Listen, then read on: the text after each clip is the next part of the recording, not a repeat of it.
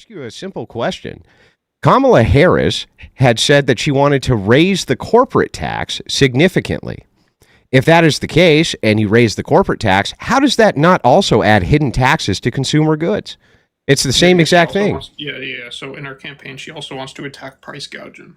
Yeah, but you can't do that. It's illegal. You can't. What is when you talk about price gouging? Do you even know what that means? Like, tell me what you think price gouging is. Yeah. So when you get a good and you buy it for, I don't know, $5. What if you're the only one who makes the good? Can you set the price? Yeah. Yeah. So then how could you possibly bring down the cost of goods without artificially inserting yourself into the market?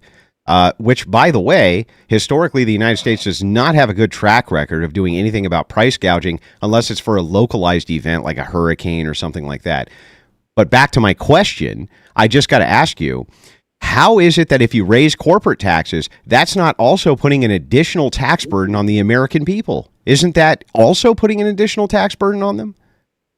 Yeah, no, so she wants to, so specifically what she wants to do is go after companies like Amazon. Well, she doesn't want to do anything because she lost, right? But what she wanted to do. Okay, what she wanted to do. Yeah, before she lost, right? Like, she wanted to go after companies like Amazon, who paid like $0 they didn't pay $0, but they paid pennies on the dollars of taxes. So she was specifically talking about companies like Amazon.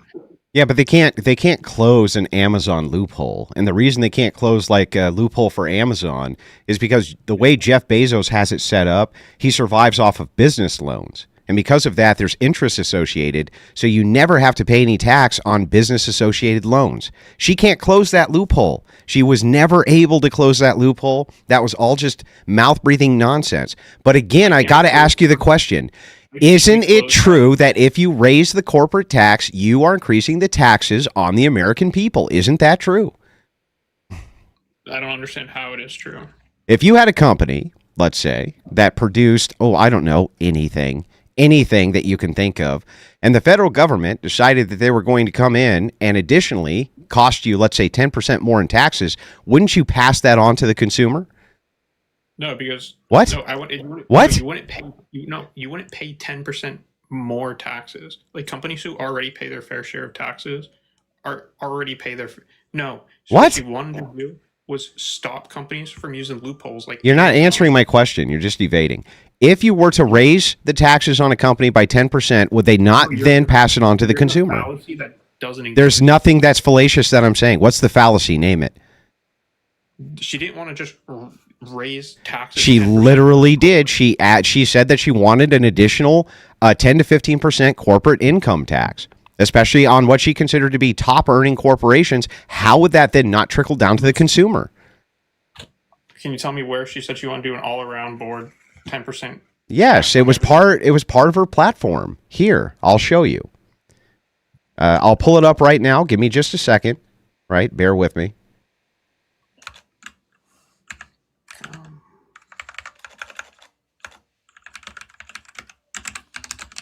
Yeah, so Kamala Harris, under her details of the 2024 tax analysis, she wanted to get rid of the Trump tax cuts, which would have increased corporate taxes by 15% at least.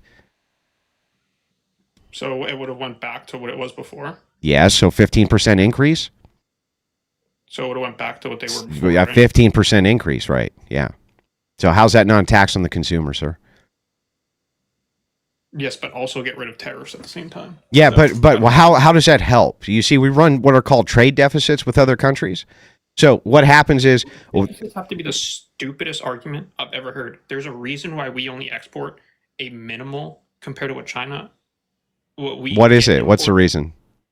Yes, because we only have so many goods to export. Oh, yeah, I know. But if you want to have goods to export, the way that you do that is you have a protectionist tariff so that they don't steal your entire steel industry like they did to us in the 90s when we decided to go with the North America Free Trade Agreement and getting rid of tariffs on other nations. You progressives like you used to be for tariffs so that we could protect our localized industry. Why is it that you think it's a good idea to be running billions of dollars in deficits in trading with other nations? That's a terrible idea.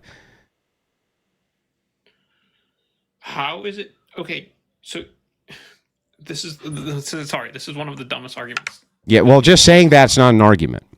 Yes, I'm gonna answer it. So when we have a trade deficit, that doesn't mean our country's losing money. Yes, it does.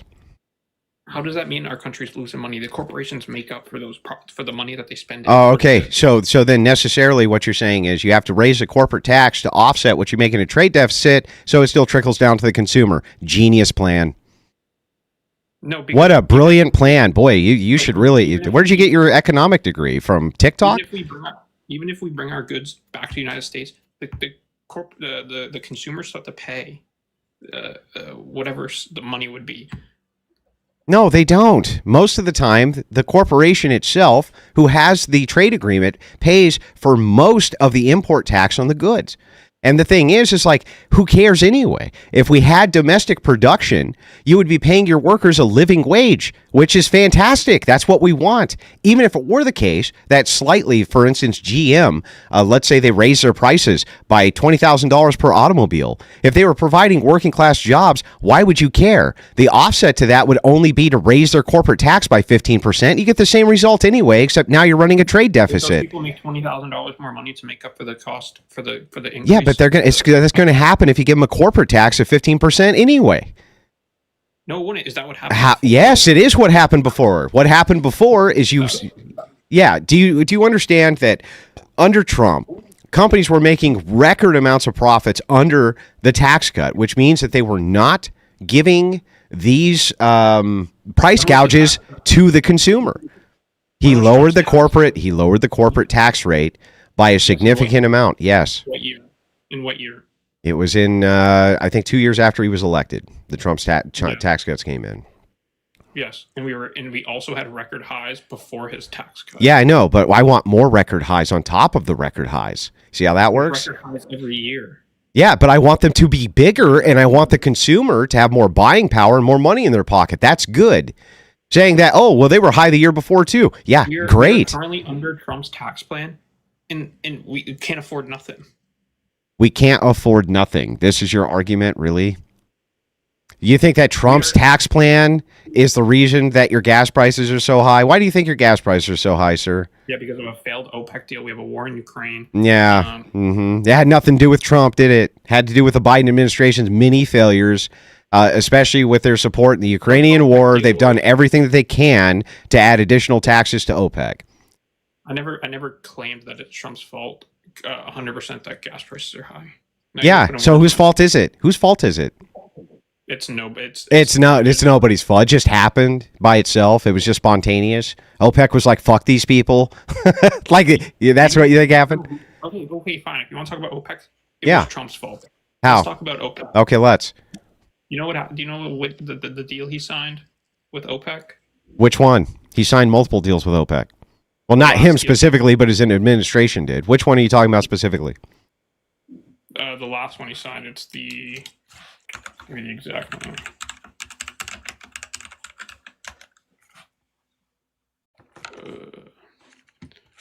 It was April 30th, 2020. Okay. I'm trying to get you the exact bill name, or not.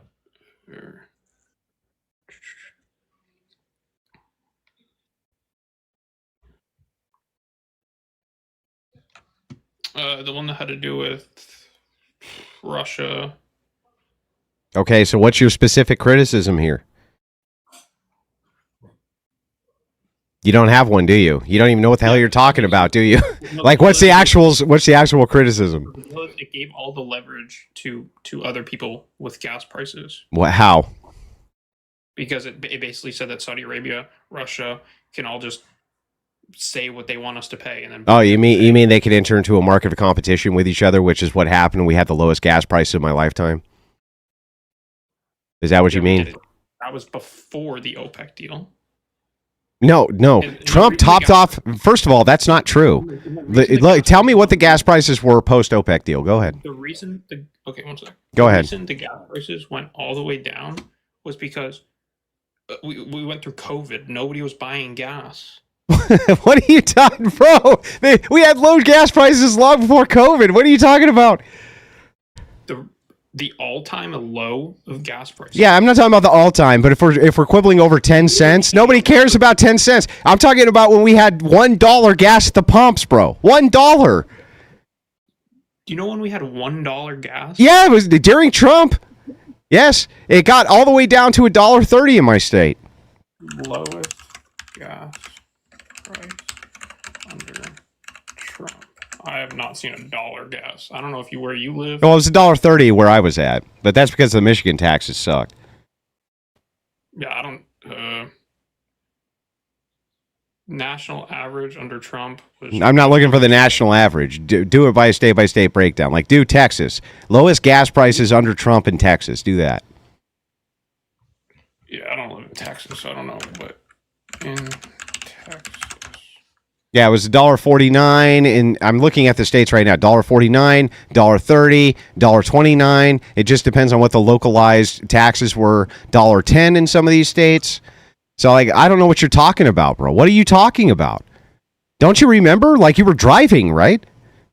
Yeah, I was driving. Then you know. What are you talking about? Massachusetts. Massachusetts got down, I think, to around $2. Yeah, around $2. Yeah, but you know why those taxes are so bad in Massachusetts? It's because of your localized progressive-ass government slapping additional gas taxes on them, not because of what's going on at the federal level. Wu is our first Democrat in 40 years. Yeah, but that doesn't mean that the administration which runs your government is non-democratic.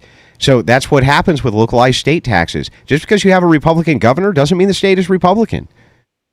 Do you not have state tax? Yeah, of course. Michigan is very blue. Oh, I thought you said you were in Texas. No, Michigan. I was just pointing out what the Texas gas was when I was there visiting under Trump, and I believe it got as low as $1.10 or $1.05. Yeah, but Texas always has the lowest gas prices. I'm pretty sure.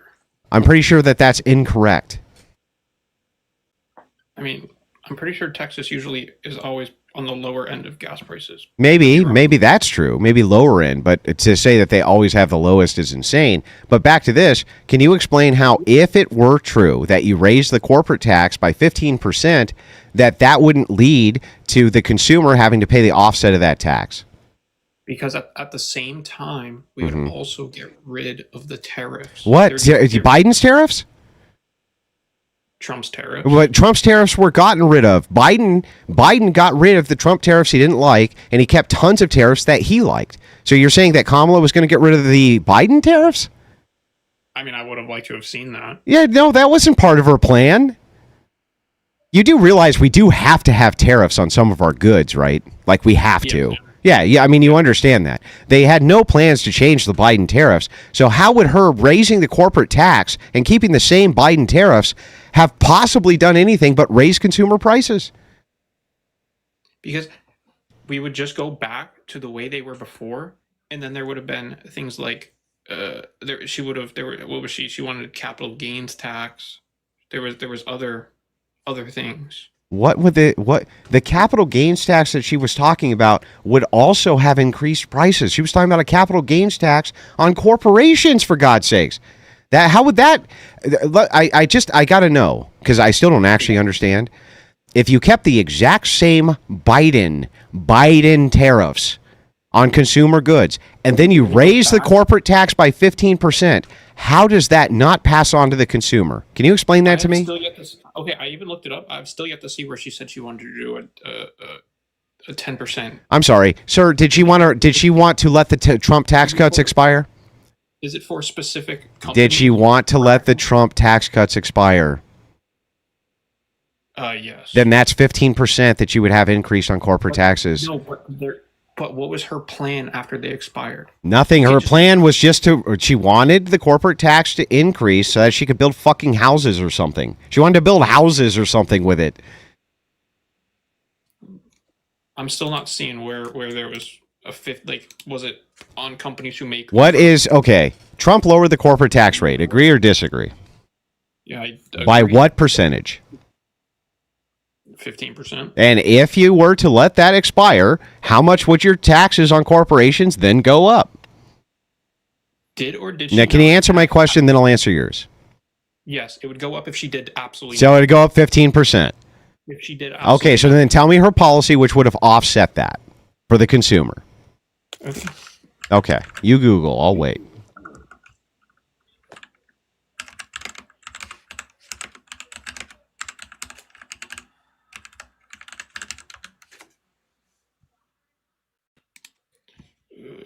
Sorry, one second. My computer's slow.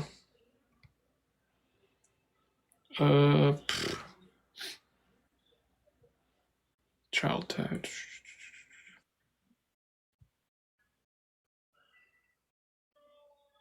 Increased taxes about.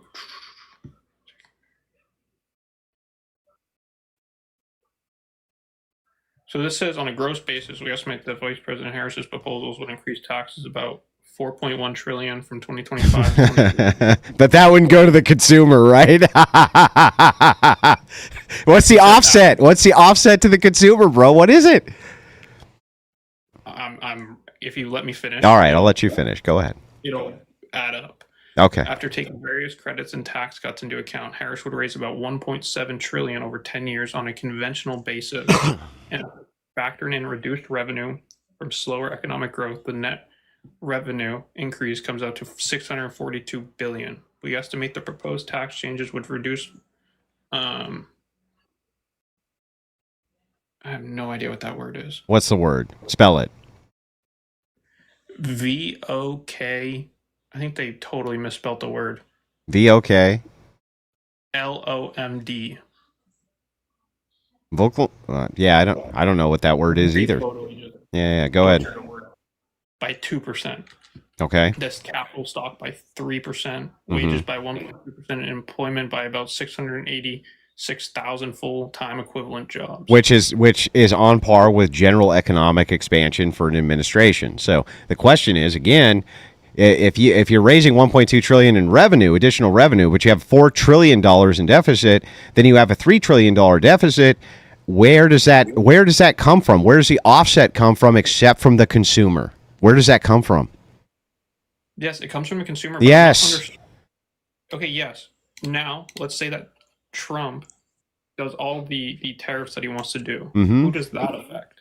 Well, so what Trump tariffs do, they will. Does it affect the consumer? Sure. But we get something that you don't get if you don't do those tariffs, which is domestic jobs. And that's a tax base that you can tax from. And if you have domestic jobs that you can tax from, especially over an 8-year period, that's much better for economic growth and for the health and welfare of the United States than it is to just raise corporate taxes and allow these massive deficits with other nations that we really don't need to have. Okay, who's to say these companies come back to the U.S.? Why? Well, if you were to create a playing field where you were to say, if you're overseas and you try to send a product back in here, and it's going to cost you more to do that than if you just make the product here and you want access to the market, the incentive is there for people to come back to your market. This is what always happens when people put on a protectionist tariff. By the way, the United States raised almost all of its revenue from tariffs. Before there was an income tax, it raised almost all of its revenue from tariffs. That's how it raised revenue. Yes.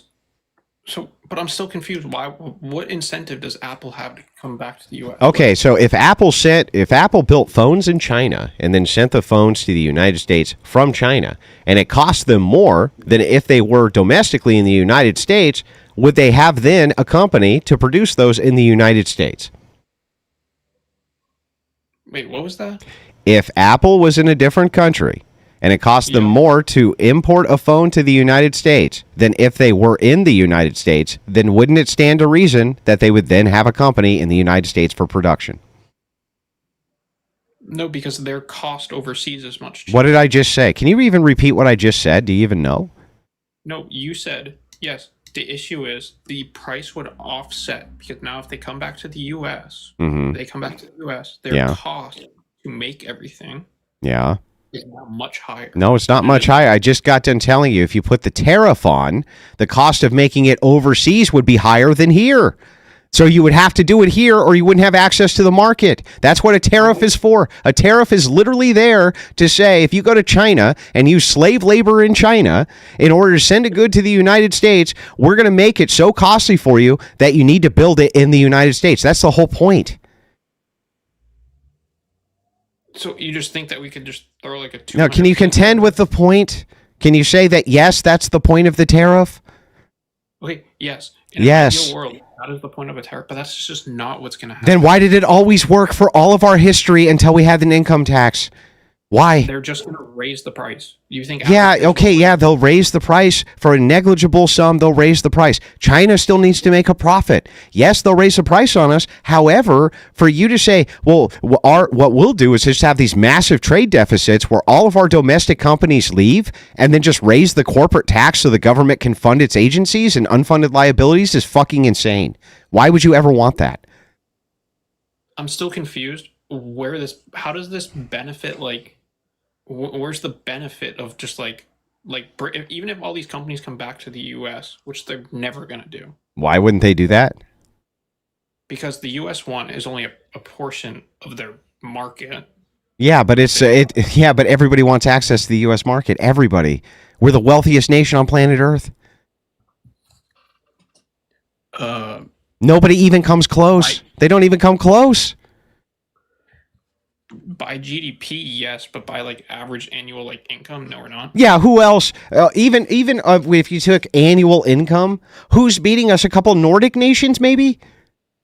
Yeah, I think like Switzerland. Yeah, a couple Nordic. Who gives a shit? Like, nobody cares about this. That's a tiny, tiny market, dude. What are you talking about? You want access to 330 million of the richest people on planet Earth? That's here, baby. That's not in Norway, and it's not in some, Nordic nation. Come on. Yeah, but you also have like all of China that they also want the access to. China. No, China wants access to our markets so they can make goods for us. But if we began to tariff the shit out of them, they would have to have an equal playing field with us because we can't compete with slave labor. So the thing is like that's what a protectionist tariff is for, is to make sure that our good unionized jobs here in the United States stay with the people of the United States. Do you understand why that makes sense? Do you understand why Biden kept those tariffs? He kept so many of those tariffs is because of that reason. Mm-hmm.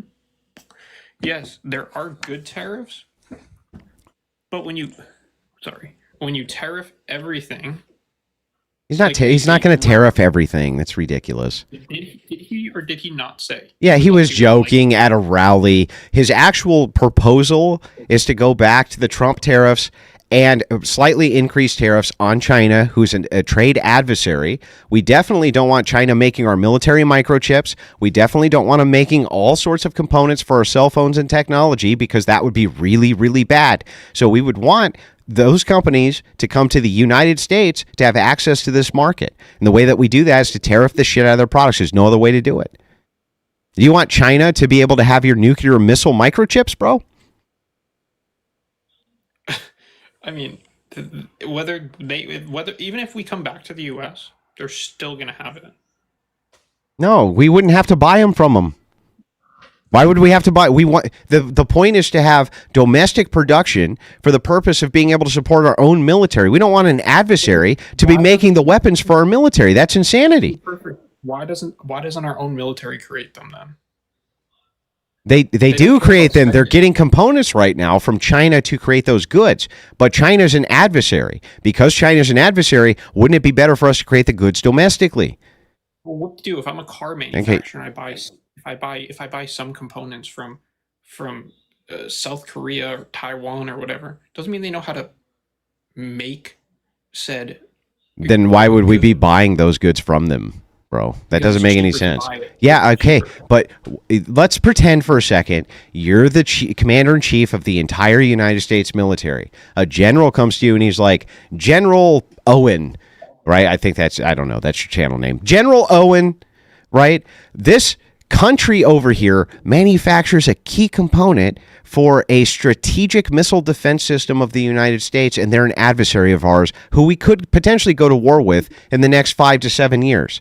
Because we don't know, right? We would like to see this produced in the United States, but we're having a lot of trouble competing with them.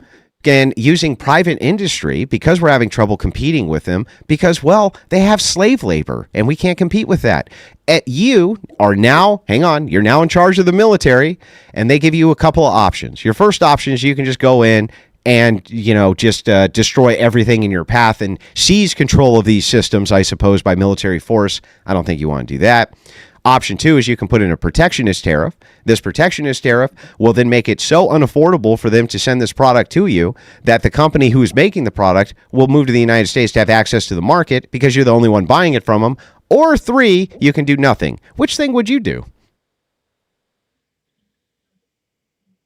Um, like I feel like our options here are we either let them do it or the military just makes it themselves. No, or you can put in a protectionist tariff and then it becomes unaffordable because you won't buy the good from them anymore unless it's on par with whoever domestically could manufacture it for you. Now you have eliminated your trade adversary and it's being locally produced.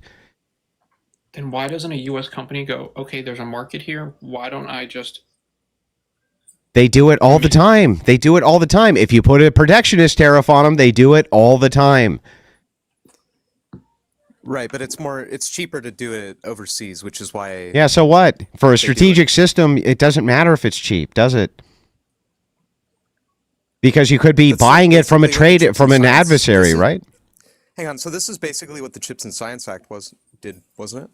Like very specific tariffs put on particular goods. Yeah, you mean the thing that Trump was doing long before that act ever came to fruition? Yeah. Yeah, he was, and Joe Biden continued it because obviously it was strategic. Hang on. Let me finish, and then I'll let you finish. That's fair, right? Obviously, it was strategic of Trump to be doing this long before Biden was. Most of the Trump tariffs that are out there, Biden continued anyway, and you would put a corporate tax. All you would do is put a corporate tax out there, which would then necessarily increase the price of goods to the consumer while you bitch about the price to the consumer being increased from tariffs. It makes no sense.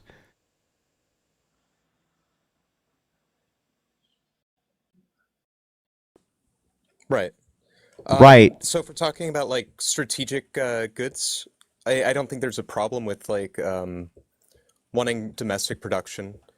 But it is necessary to admit that, like, hey, with global trade, there's going to be certain things that we can buy more cheaply from foreign competitors. Yeah, bananas. That's just how trade works. Yeah, things like bananas and there's some other goods, things like this. Things However, like chips, right? you could pretty easily compete with Norwegian furniture companies, South American furniture companies, many of these places where the trade deficit is like $5 or $6. In order to incentivize those companies to come back. It's worked before. We have an entire history that we can point to showing how well it works. Nobody's saying we have to cut off global markets, only that a protectionist tariff necessarily raises revenue and protects our workforce. And progressives used to believe that. What happened? Just Orange Man bad? No, it's just that's not what tariffs do. That is what tariffs do. Our entire history of revenue increases for the United States were based on tariffs. How do you think we raise money before the income tax, sir? Yeah, so I know exactly how we raised money. But, How did we do it? So you know, through tariffs. Through tariffs. That's right. So thing is with tariffs is it's a tax on the consumer, like the American consumer. So is a corporate tax. Okay. There's no MK. A corporate tax is a hidden tax on the consumer.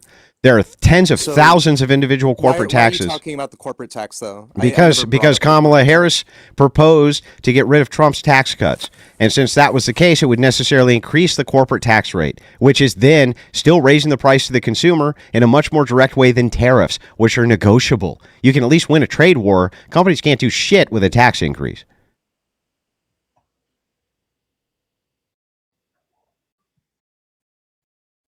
Is Phantom going, or I can respond? Oh no, you can go. So you keep bringing up this like 15% increase, which yes is true if she did absolutely nothing, no tax cuts. You mean the thing that she proposed to do? Is that what she said? Yeah, she said she was going to let him expire. Yes, correct.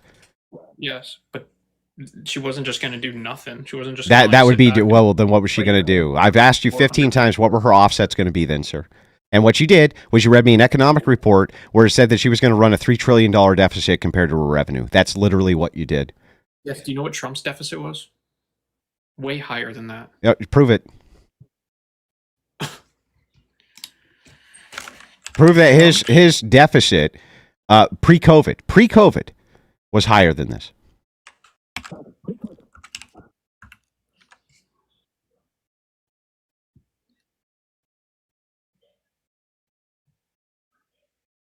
the Biden administration had to deal with the brunt of COVID. So,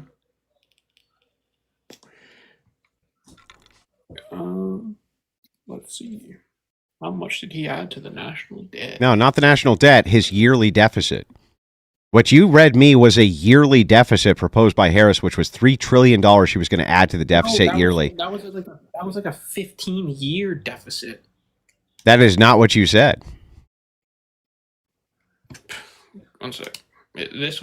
I'll read it again. Okay, read it again.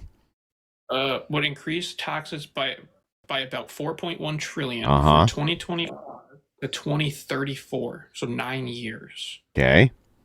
That's if they kept them in place. Great. So what would the yearly deficit be? Now, on a gross basis, Mm-hmm. we estimate that Vice President Harris's proposals would increase taxes by about 4.1 trillion Mm-hmm. in over 9 years. Okay. 4.1 trillion over 9 years, it's going to increase the existing deficit. Which means whatever the Trump deficit was, which now exists, she's going to increase it by that amount. Correct? Trump's deficit was $7.8 trillion during Yes, Trump's time. but this is going to increase that deficit plus this deficit, sir. Do you understand how that works? So that would be 7 plus 4. I don't know why you're holding your head like you don't understand what I'm saying. If you have the existing deficit at 7 and that's being perpetuated, 7 trillion over this span's being perpetuated, then adding 4 to it increases it necessarily, yeah? Her plan would have risen 4 trillion over 9 years. Mm-hmm. Trump did 7.8 in 4 years. No, bro. I don't think you understand how this works. Let me try to explain it using really, really tiny words, okay? Do you think that the existing deficit spending then goes away under Kamala's plan? No. It's the same exact deficit spending as it was under Trump, plus 4 trillion. Plus 4 trillion. So it's way more. You see how that works? I don't think that's not what. Then Owen prove said. it. Then prove it. Prove it. Prove that existing deficit spending is going to go down while she increases taxes. Said nobody ever. No, it's not going to rise 4 trillion from Trump's 7.8 trillion. Okay. That's not what's going to happen. That's not what they're saying. Okay, prove it. I'm listening. Where does it say that it's going to rise 4 trillion from Bro. 7.8? If they're projecting that you're going to add an additional X to, that means that current deficit spending is still going to stay stable. Otherwise, it would decrease, right? That would be a necessary entailment of the thing. So all you're saying is that we have a -3 now, the -3 stays, and then we're going to add -3 more to it. The deficit right now is 1.8 trillion. So Okay, is the deficit going to go down or up under Kamala?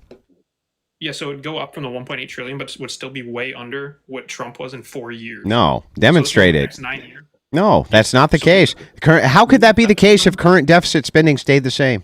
How could that be the case? The U.S. deficit is. Where do you see the same? The U.S. deficit is 1.8 trillion. Yes, that is right now 1.8 trillion. Yeah. It's going to go up 4 trillion in 9 years. What's What, the you're going to go up? Wait, so at 1 trillion, she's going to raise it by 4 trillion. I thought you said that Trump raised it by 4 trillion. So how could it only be 1 trillion now? That's super weird. Because it went down. Oh, I'm sorry. The total didn't go down, though. What happened is Biden increased it by X amount on top of what Trump had, dummy. Sorry, it's actually 1.9 trillion. And she's going to add 4 trillion to it.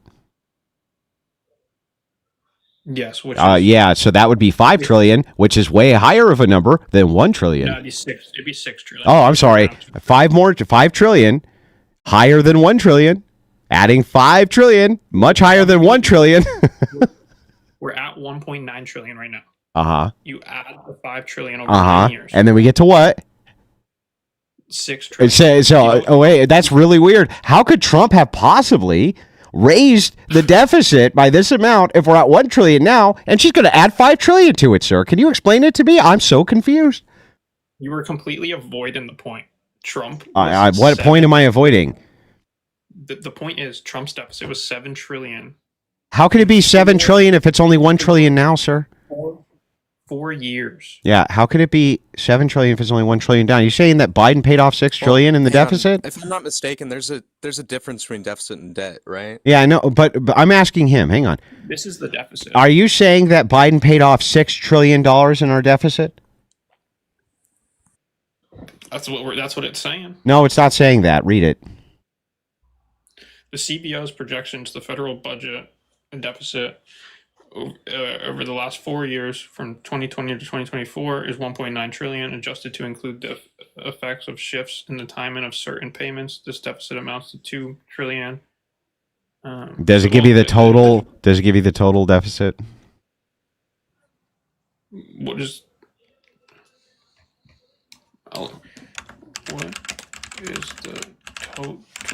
U.S. deficit today?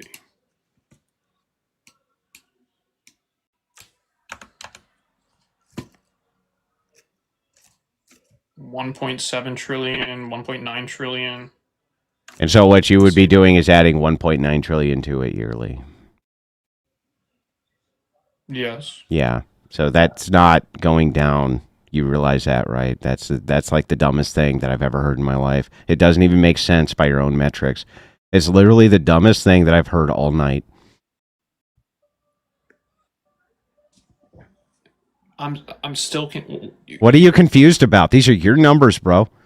Is she gonna? If it's 1.7 trillion now, you're adding 1.9 trillion over 9 years. Every year. Every year. What did Trump add? What did Trump add in 4 years? How could he have added 7 trillion to the deficit if you said the deficit's only 1.9 trillion? What did he add in 4 years? How could it have been, bro? Can you explain this to me? No, answer the question. Oh, dude. Answer the question. I think he added 6 trillion or so.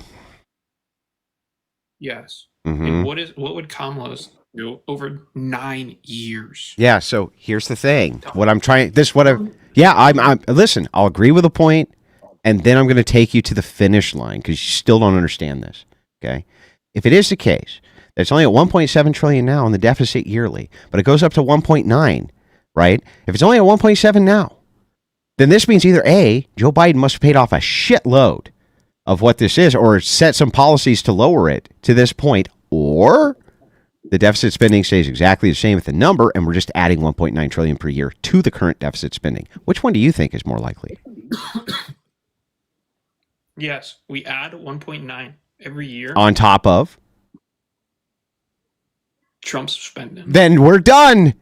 That's it. Did you get it now? Do you get it? Do you understand now? Say, Andrew, thank you for enlightening me.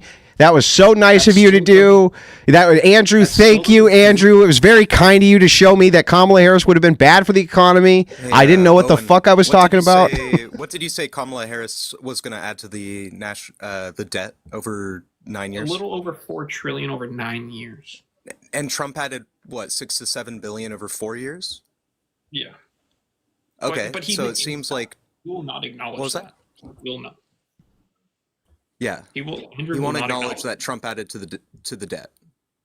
Yeah, no, I'll acknowledge that. Sure, especially because of COVID.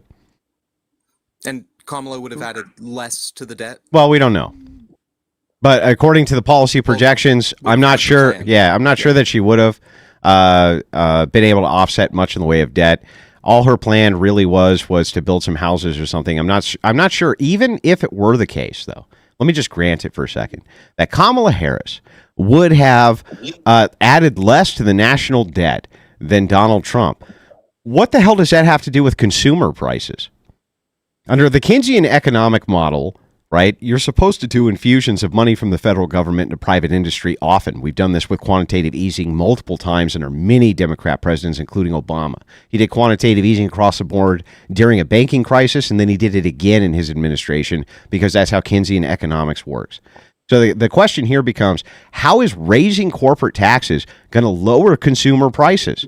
I still haven't gotten an answer to that question. Because she wasn't going to do absolutely nothing. Then tell me what she was going to do to offset it for the 15th time. Yes. After you completely ignored the fact that Trump added a little over, almost 7 trillion to the debt.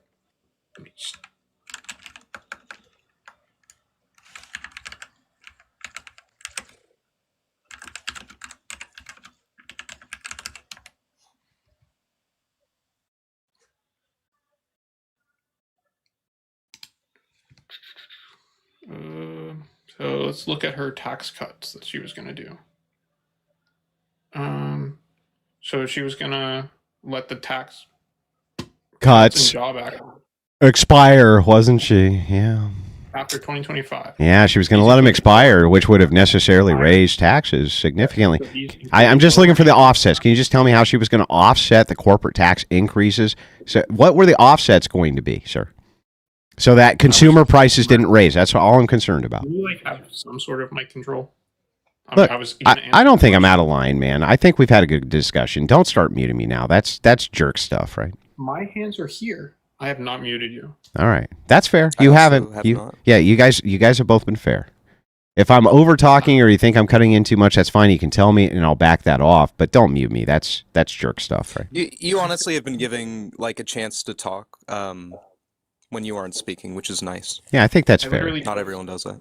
I just said, can you have some mic control? I didn't say I was muting you. Okay, well, you know how it is on TikTok, right? You get muted a lot. No, I'm not. I'm not like Parker and all them. Can I can't ask stand them. you? Can I ask you a question, just like off of this, while you're looking this up? Are you set this Thanksgiving, sir? Do you have enough food and everything else with you for your family? Yeah, good. You're good. You You're supposed to be you know somebody who's hurting? not personally. No. I mean, like, I probably do. I just don't. Would you help them if you could? Yeah. Yeah, I would too. If you know somebody who's really hurting this year, who like just can't afford that feast, you think you could DM me? Wait, what? If you know somebody who's hurting this year who just can't afford a Thanksgiving feast, you think you could DM me?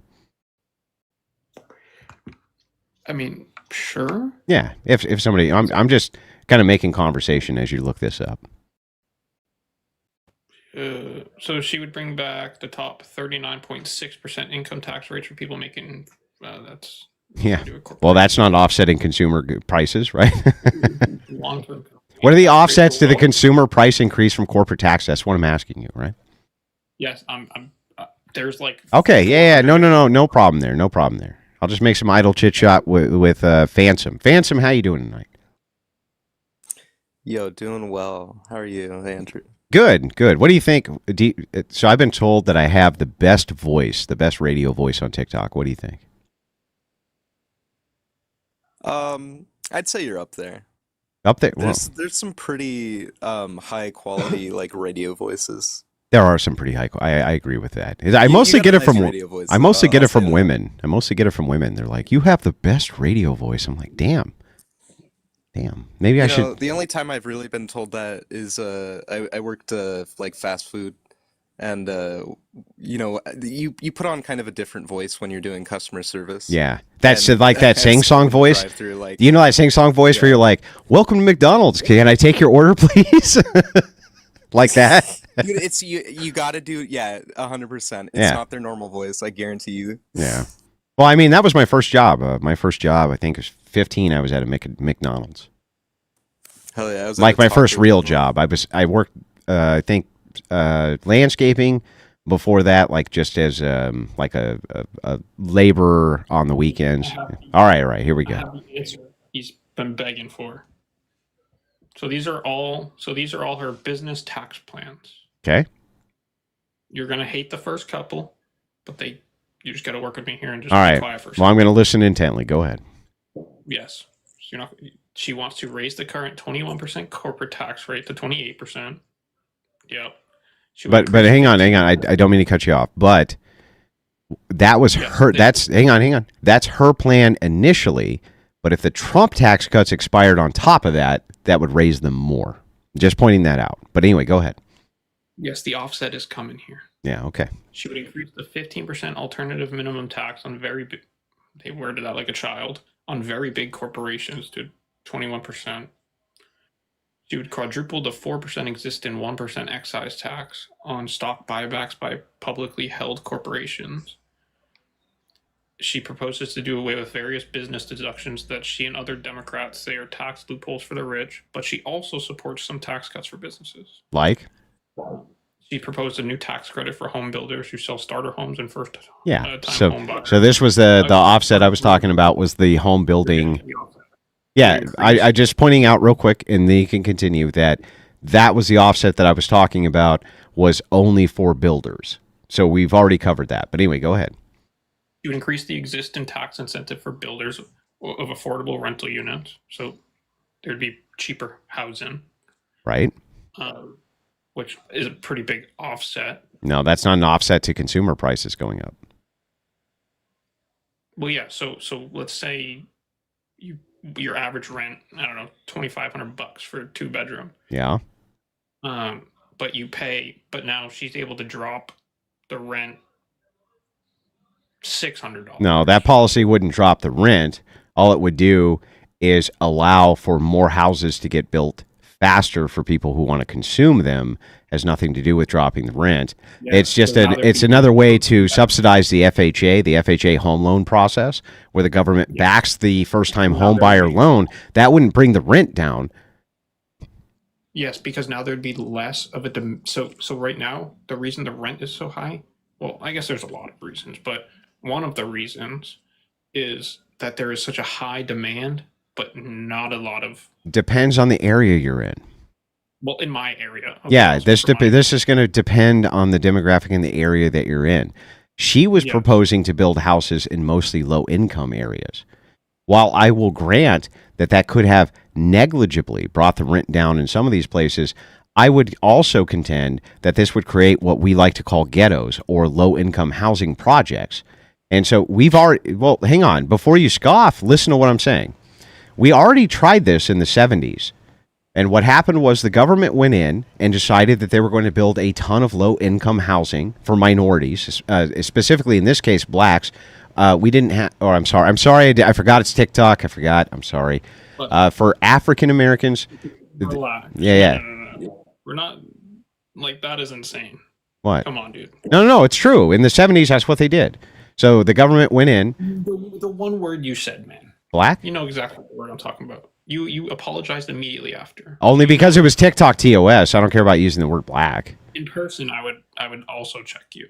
Why? For what? Because when you say that word, you were putting every single person in one group. Like when I say white? It's like, saying the white. What are you talking about? All it does is it just gives you a quick heuristic. You know what a heuristic is, right? So, like, are you saying that if a cop is like, suspect is black, 6'2", going northbound, you're saying that cop is wrong? No, I just think that you saying, like, it wasn't really necessary. You could have just left it at, like, minorities or. No. It was very no. There's a reason I did that. It's because it's very specific to this group. The reason that it was specific to the group is because what happened was in all the massive, like Detroit and all these other automotive areas, the GM plants had moved out. The automotive plants had moved out, and so they were super poor. Like overnight, their jobs had left because these plants had shut down. So they were all low income in those areas. Initially, what had happened, many of these places, like the reason you'll find the Detroit demographic is so highly African American, is because they were incentivizing those workers to come in because they could pay them a lesser wage. That's why that's why they built in those areas. So they'd come in, they'd pay them the lesser wage, and they provided jobs where they could afford housing. But what ended up happening when they shut down, those people became very poor overnight. The government came in to try to give offsets to that during the 70s and the 80s, and they built these public houses, which ended up becoming ghettos, what we refer to as ghettos, which is unfinished project homes, right? That would be like the ghetto. So there's nothing racial about this. I'm just giving you facts. That's it. Let's stop with the race. Like it literally has nothing to do with what Kamala's plans were to. No, I mean it, but it definitely did, because the reason specifically that they were targeting those areas is because that particular demographic became so poor because those jobs moved out so quickly. And that's why you ended up with these low-income ghettos and things like that. And it really affected that group in a terrible way. So, I mean, it does matter that we're using precise language here. Yeah, so back to what I said. How does building or Because giving- that's what'll happen again. So I guess that was my point. My point was, it seems to me like all that'll happen is you'll be building these big, project homes under the 4-year administration. They'll become unfinished. They'll become neglected, and you'll end up with the same type of situation. Public housing in that way. Now, if she were to do like some kind of direct offset to construction for individual family homes, that would be different. It just depends on what the plan is. Yeah, it just says for affordable rental units, I guess. Right. So Single family. that sounds like public housing, like apartments, things like that.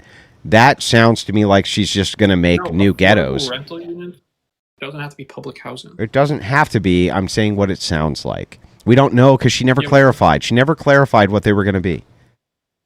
Yeah, so you're making like a whole bunch of like crazy claims I didn't make any claims. What claims did I give you? on a whole race rant. Yeah, but specific to something that happened to a race. Yes, but this has nothing to do with No, but I mean it does, because the idea here is they're going to put these. Go ahead. Public housing helps all sorts of people. It helped me when I first moved here. Sure, but it also necessarily increases crime because it's put in low income areas. No, Yes. that's not really. So Okay, saying then it show me the low increases- income areas where they're going to where you have public housing that doesn't have high crime. I'll wait. Dude, places around me, we have. Go ahead, plenty of- tell me one of these places, and I'm going to give you the crime rate compared to the national average. Any place that's low income that has public housing, I want to know what the crime rate is. Plymouth, Massachusetts. Where? Plymouth, Massachusetts. Plymouth, Massachusetts. And what town has the public housing? Plymouth, Massachusetts. It's in Plymouth? Yeah, Okay. the entire waterfront.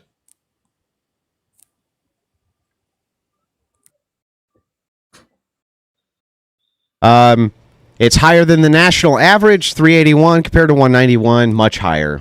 Was there anything else you wanted to add to that? Yeah. Now, you do realize the correlate doesn't matter. It's not a racial argument. It doesn't matter what race ends up being inside of low-income housing, necessarily going to have a higher increase of crime. That's the point of the correlate. Much higher than the national average, by the way. Look it up yourself. I'll wait. You look it up yourself. See if Plymouth, Massachusetts has a higher than average crime rate. Go ahead. Yeah, and can we look up? Just tell me the answer first so that we know that we're on the same page.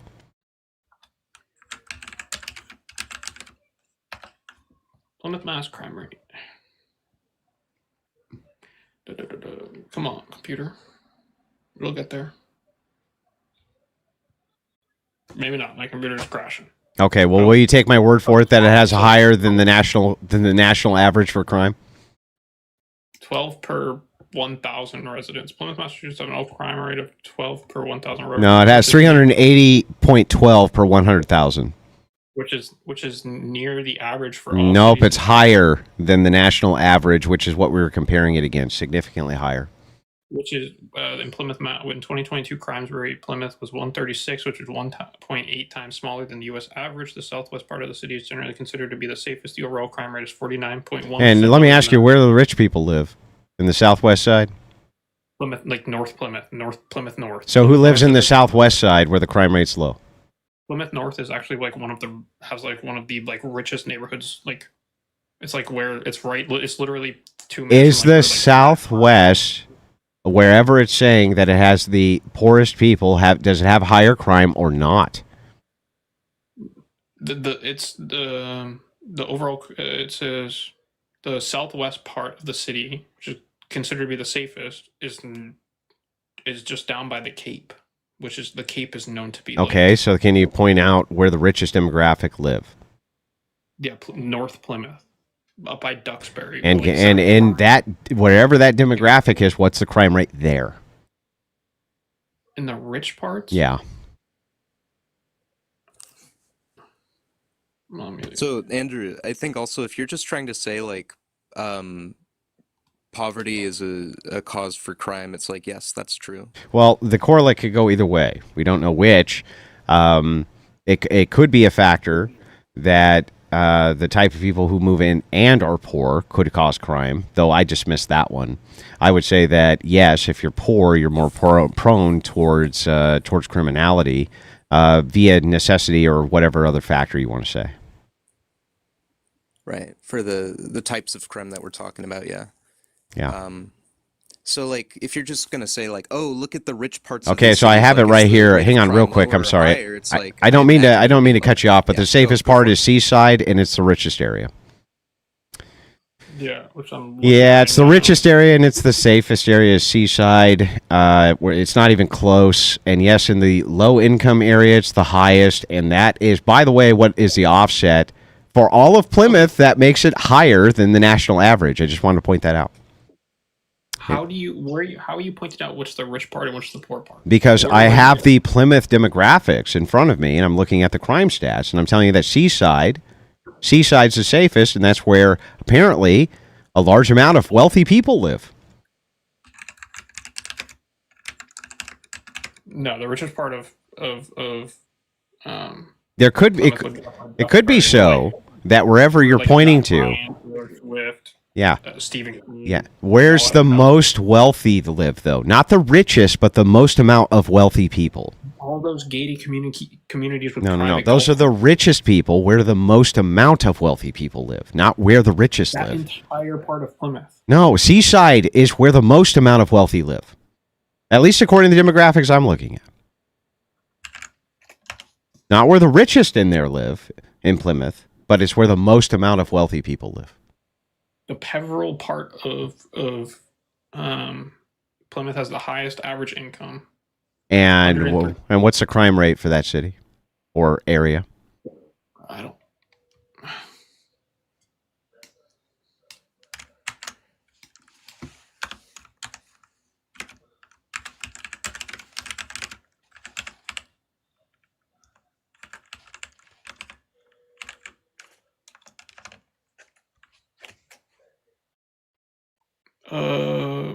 The crime rate, Peveril is one of the neighborhoods in Plymouth.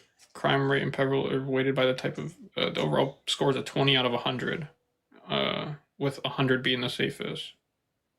Okay, why? Dude, Do you want me to tell you? It's because of population density. So it's mixed income. So the population density, while the richest people may live there, also the poorest people live there. That's why. So I'm just pointing this out.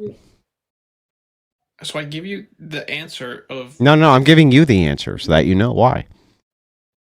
Because we're looking at population density then. It's actually mixed income. You can have areas where you have the richest people who live there in a small group, but you have to look at the overall demographic. And so, yeah, that's the way it always works, everywhere. But where the poorest people are, that's where you see the most amount of crime. The first point was literally the richest parts are the safest. And then Yeah, no, it's wherever not. the high density, if you were to break this down, let's say you had a single neighborhood where all the millionaires lived, and then you cross the track and all the poor people lived there. You could be in the same city, and then you could have a high crime rate, but that's not because all the people who are on the millionaire side of the track are committing the crimes, generally because the poorer people are committing the crime. Do you agree or disagree? Like, what do you think millionaires are doing? You think they're robbing houses and selling crack? No. Okay, fine. Let's look at Beverly Hills. Beverly Hills, 62% of cities are safer than Beverly Hills. Yeah. Poor people. Poor people live But in why? Beverly Hills. Yes, of course they do. What do you think they're doing in Beverly Hills? That's one of the biggest homeless meccas there is Beverly Hills. Homeless all over the place. They complain about it more than anything else. You're thinking of San Francisco. And San Francisco is another place where there's tons of homeless. Yes. No, not Beverly Hills. Beverly Hills. is Yes, like, Beverly Hills. Tons of homeless people in Beverly Hills. That's correct. So your whole argument was that rich neighborhoods are the safest. But then when I say they're not, oh well, there's a million reasons why they're not. No, no, So no, are they no. just That's not not what the I safest? said. I said in the density populations where you have the richest amount of people, you generally have the safest neighborhoods. You can point to some areas. Really not. You can point to some areas where there could be higher crime due to a separate issue that has nothing to do with the people in those areas causing the crime. It's an external factor. So in this case, you're talking about Beverly Hills. Do you think that the rich people in Beverly Hills are out committing crimes? What crimes do you think they're committing? Like, honestly, an honest question. What are they committing? Tax fraud. No, bro, they're not. I'm talking about violent crime. When you're talking about safe cities, do you think they're adding tax evasion to safe city? These are not. Help me. No, help me here. When somebody says this is a safe area to live, do you think they're talking about tax crime? I don't know why you're cope laughing. Stop cope laughing and answer the question. These statistics we're looking at are not only violent crimes. Bro. These are Okay, I see. So you're relying. Okay, so real quick, give me the violent crime stats and the national average of Beverly Hills compared to the rest of the country. Okay, I'm so confused where you're getting your like. Just help me out here. Help me out. One sec, I'm looking up the state with the most public housing, and then we're gonna go from there. Yeah, go ahead. Probably a southern state, I would guess. Alabama. Yeah. Alabama. And why? Why would Alabama have the most amount of public housing, do you think? Because it has the highest concentration, one of the highest concentration of minorities, yeah? No, not even. Yes. Why don't you look up the African American population of Alabama? Alabama crime rate. Mm-hmm.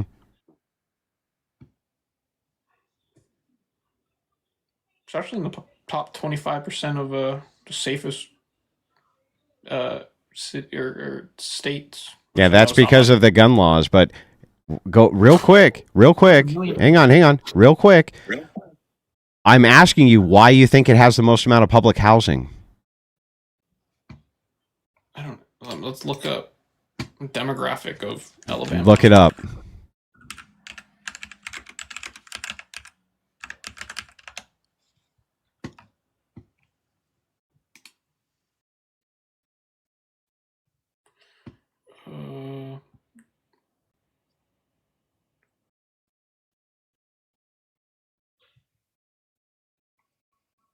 To 96.7% of Alabama residents speak English.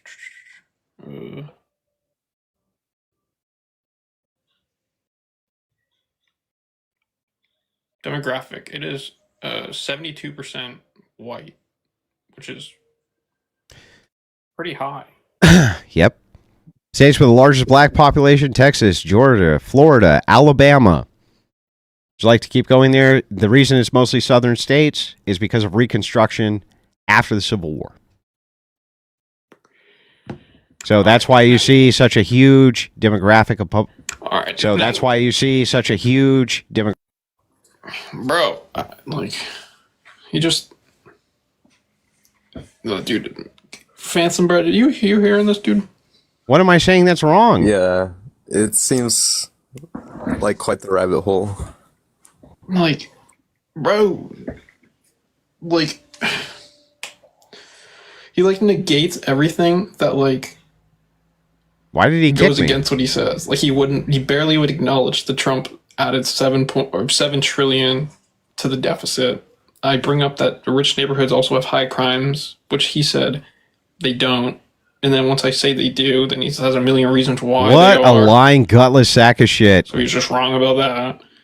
And then he brings up all these crime charts, but these don't only take into account violent crimes. But then he says, "Oh, violent crimes are the only important ones."